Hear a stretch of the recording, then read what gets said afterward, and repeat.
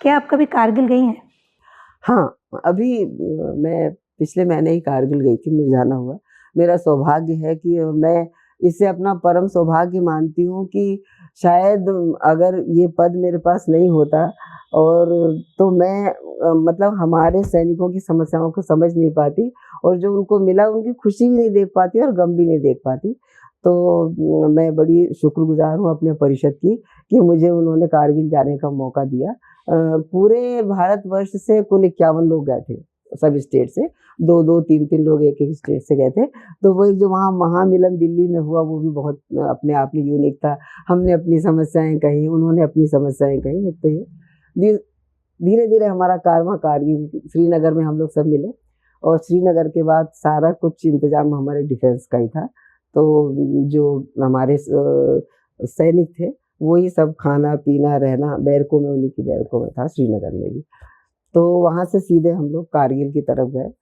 तो कारगिल का रास्ता बड़ा खूबसूरत था, वादियाँ बहुत खूबसूरत थीं और वहाँ के पहाड़ तो ऐसे थे कि मतलब इतना क्रैक भी बीच-बीच में हुआ था कि अब गए न तब गए और आप बस से हाथ बढ़ा के छू सकते थे, इतने पास-पास वो पहाड़ थे। बड़ा खतरनाक सा जाने का था, पर हम तो एक ही दिन गए, सैनिक तो बेचारे रोज़ ही जाते होंगे। तो जब कारगिल में हमको वहाँ रात में रही 2 रात वहाँ पर। तो जब कारगिल में रात को हम लोग रहे, तो वहाँ रात को चौकियाँ बनी हैं। तो चौकियाँ बनी हैं तो बड़ा-सा वो एक यहाँ से लंबा वो एक इसका लोहे का रहता है टीन और उसके बड़े ऊपर वो एक झोपड़ी सी बना देते हैं और उसमें वो सैनिक पहरा देते रहते हैं। तो क्या होता है कि वो ऊपर उतने ऊपर उस छोटी-सी टीन की झोपड़ी में एक सिपाही रहता है, शाम को आके। इतना घुप अंधेरा रहता है और जंगली जानवर रहते हैं वहाँ पर और उसमें वो अपनी बंदूक रख के एकदम चौकसी करता रहता है कि आँख भी ना झपके, इतनी चौकसी। ऐसे नहीं यहाँ की कि थोड़ी देर आँख भी बंद कर ली। बेचारा सिगरेट जला नहीं सकता है, चाय का धुआँ भी बाहर नहीं जा सकता, इतने कठिन परिस्थिति में और नीचे सब रहते हैं भालू और ये सब जाते हैं। तो उन दिनों वहाँ कुत्ते बहुत पले हुए थे। तो कम से कम 10-12 कुत्ते होंगे जैसे उन्होंने अपनी सुरक्षा के लिए किए होंगे। रात में 10 बजे वहाँ से अरे, अरे! चलो, चलो, चलो, चलो देखो, देखो, देखो। हम लोग तो पहली बार कारगिल गए।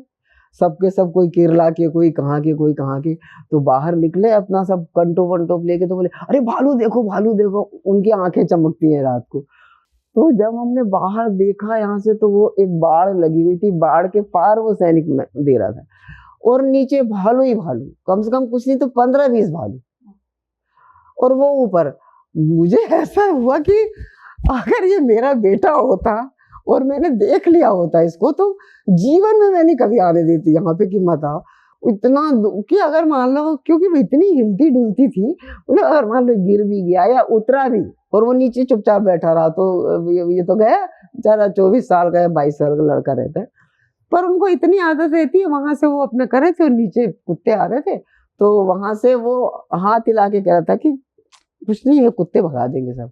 ऐसे जब 2 दिन रहे दोनों दिन हमको वही दिखे शाम को। फिर वो सुबह वहाँ से 6 बजे उतरता था।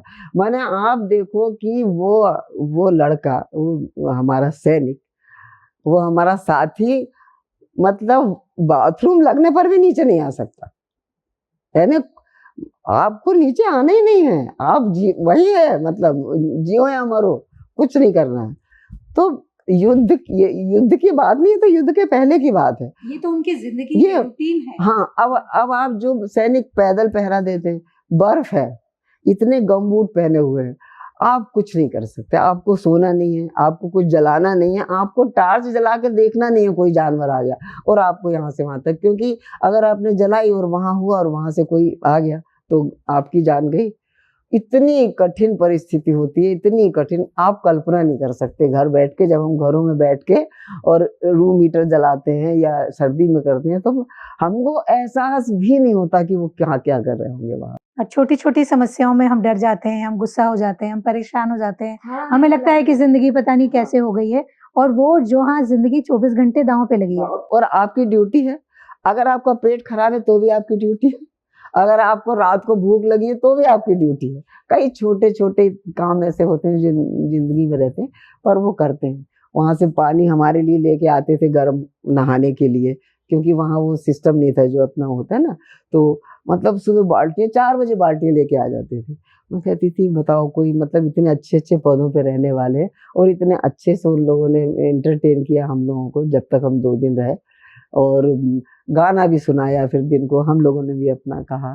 पर मतलब इतना सम्मान से भर के मैं वहाँ से आई हूँ कि मुझे लगता है कि हर व्यक्ति को एक बार तो वहाँ जाना चाहिए। देख पूरा जीवन उसका सही जाए और कभी नहीं कहे कि हमारे जीवन में ये समस्या है। ये जो छोटी-छोटी चीज़ों पे लोग हमारे बच्चे भी रोते रहते हैं ना कि हाय ये नहीं मिला, हाय कार नहीं मिली तो इतनी खटारा मिल दे दी, ये दे दी, तो वो सब भूल जाएँगे।